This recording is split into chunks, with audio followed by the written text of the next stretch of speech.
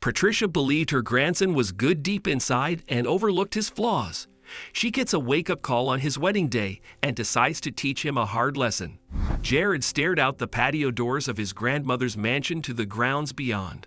One day, the beautiful Queen Anne-style home with extensive gardens would be his.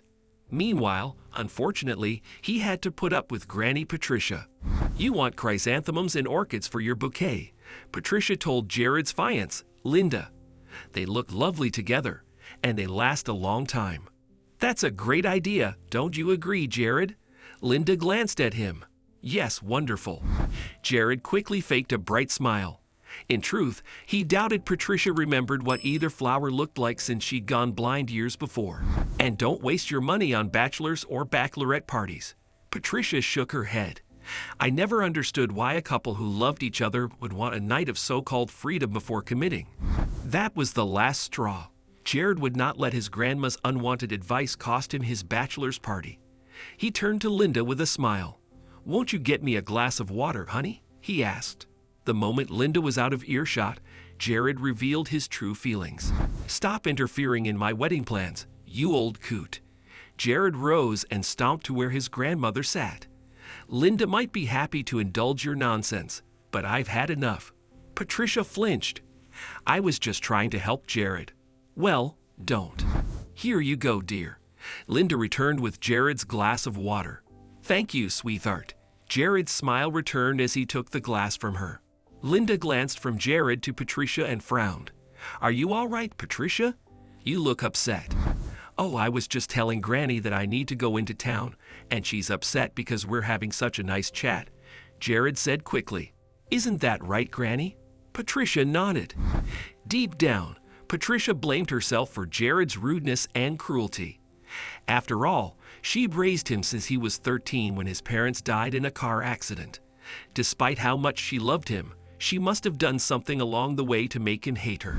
Linda made coffee for her and Patricia while Jared was out. They were enjoying it on the patio when a knock on the front door echoed through the house. Linda went to answer it. "Someone brought you a cake," Linda said when she returned. "It has a note saying for Granny Pat. What a nice gift." "Another one." Patricia grinned and held out her hands toward the direction of Linda's voice. "They started appearing a few months back, but I've never known what the note says." Patricia felt the weight in her hands when Linda gave her the cake and bowed her head towards it. "Smells like caramel. That's my favorite, but I do find it strange. Nobody calls me Granny Pat." "Jared once told me you used to be quite the social butterfly, Patricia. Maybe it's someone who remembers you from that time."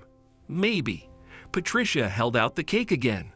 "Why don't you cut us each a slice, Linda?" What happiness Patricia felt from the surprise gift vanished when Jared came home.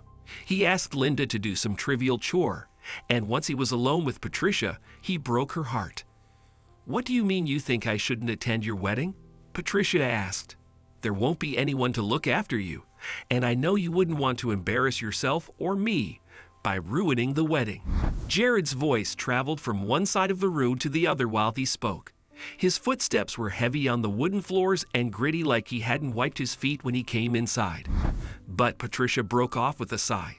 Where had she gone wrong with this wicked boy? It wasn't as though she needed constant monitoring. She was blind, not feeble-minded. "It's for the best if you just stay home, Granny," Jared said. "Fine," Patricia replied. Jared clearly didn't want her there, and if she thought about it, there wasn't much point in her celebrating his wedding in those circumstances. If staying away made him happy, then that's what she would do. Patricia went out early on the wedding day to sit in the gazebo. She knew the path well and navigated it easily. Once she found a chair to sit on, Patricia turned her face to the sun and sighed. Although she told herself 1,000 times that it was better to be home, Patricia was deeply hurt by Jared's behavior. She didn't understand how he could be so cold-hearted toward her when she raised him like a son. "Mrs. Martin?" Patricia turned toward the gentle voice. "Karen, is that you?" "Yes." Light footsteps tapped up the stairs to the gazebo as the neighbor's daughter approached. "I heard you were at home today and wanted to ask if you'd like to go for a walk." Patricia smiled. "I'd love that. Tell me, how is your mother doing?" "She's well. She started selling her baked goods to make money, and I help her after school. Patricia and the young girl continued to chat as Karen led her carefully across the lawn. It had been a while since the girls' last visit, and Patricia was delighted to get caught up on all the news in the neighborhood. She didn't suspect anything was amiss until she noticed the sounds of voices and music drawing closer. Jared was so angry it felt like he was about to explode. He couldn't stop staring at Granny Patricia, surrounded by his guests, at his wedding celebration. How dare she show up here and steal his and Linda's spotlight? Isn't it great that your Gran came after all? Linda beamed at Jared. Yes. Jared clenched his jaw into a grin as he watched Patricia bump into a waiter carrying full champagne flutes.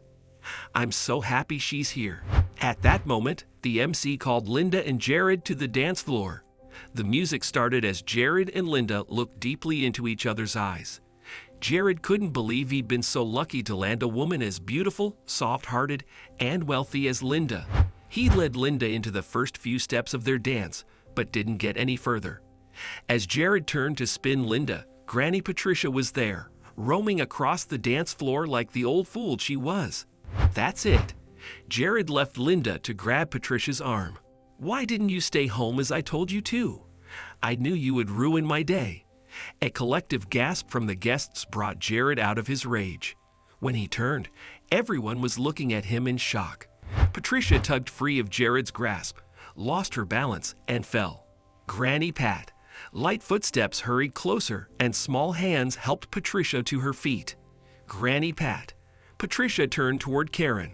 Are you the one who's been bringing me cakes? Yes, but you weren't supposed to know. The girl's voice dropped to a whisper. Mom and I wanted to make you happy, but Mom says kindness loves silence, and you shouldn't go shouting about your good deeds.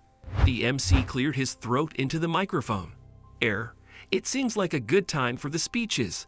Instead of the usual way of doing things, Jared and Linda invite everyone who wishes to bless them on their wedding day to step forward and share their good wishes. Please step forward if you have something to say. I have something to say. Patricia patted Karen's hand, which was still resting on her arm.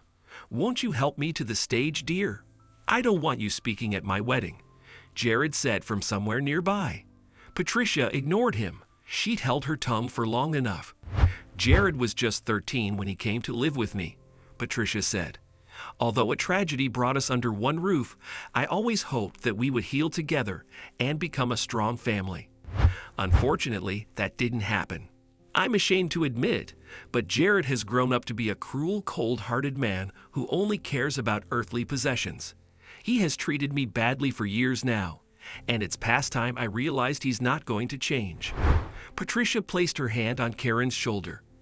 I've decided that instead of leaving my estate to Jared, I will instead bequeath it to Karen and her mother. They are good and kind people. You can't do that, Jared roared. Patricia heard a commotion among the guests. Muffled gasps and shuffling feet were punctuated by Jared's harsh cussing as he approached the stage. A shiver of fear traveled down Patricia's spine. Had she pushed Jared too far? Would he physically harm her? Don't you dare, Linda shouted. It sounded like she was close by, between Patricia and the guests. I can't believe you're acting this way, Jared, Linda sobbed. I thought I knew you, but now I see that the man I fell in love with is a lie. You're a monster, and I'd never want to see you again. A few days later, Patricia sat in her favorite chair on the patio and listened to the heavy footsteps and muted cussing as Jared packed up his possessions. He tried to suck up to her after the wedding celebration, but Patricia wasn't fooled. She'd given him a week to get out of her house. It was quiet once Jared left, but not for long. The sweet sound of laughter carried across the grounds. Soon, chairs scraped across the tiles as Patricia's guests joined her on the patio. Linda should be here soon, Karen's mom, Phyllis, said. Are you ready to go? Patricia nodded. I can barely wait. I used to walk down to the beach every morning to watch the sunrise. I've missed it a lot these past few years. I wish you'd said something. Phyllis patted her hand. I would have sent Karen round to walk with you. I didn't want to be a burden on anyone. Patricia smiled. The hardest part about losing my eyesight was that I lost so much of my independence too. It's time, Karen shouted. Linda is here. Karen and Linda helped Patricia navigate the winding path down to the cove she used to frequent while Phyllis carried their picnic basket. It felt like coming home. The sound of the surf crashing against the rocky cliff on the far side of the beach, the cry of the gulls, and the salt tang of the air conjured such vivid memories that Patricia almost felt like she was seeing it again now. "It's so good to be back here," she said. "Get used to it," Linda replied. "From now on, I say we make this a weekly trip, just the four of us." Patricia smiled as she listened to her friend's enthusiastic replies. She walked down to the water with Karen and felt the ocean wash around her legs. Afterward, she leaned back in the chair Linda had set out for her and soaked up the sun. It was a beautiful day and such a blessing to be surrounded by friends in the place she loved best. Patricia had peace in her heart and a smile on her face when she breathed her last a few minutes later. What can we learn from this story? Don't put up with people who treat you badly. No matter what the reason behind it is, it's never acceptable to be cruel to others. If people in your life consistently mistreat you, then you're better off without them. True goodness doesn't crave applause. Doing good for others is its own reward, and we shouldn't need thanks and gratitude to be kind to others.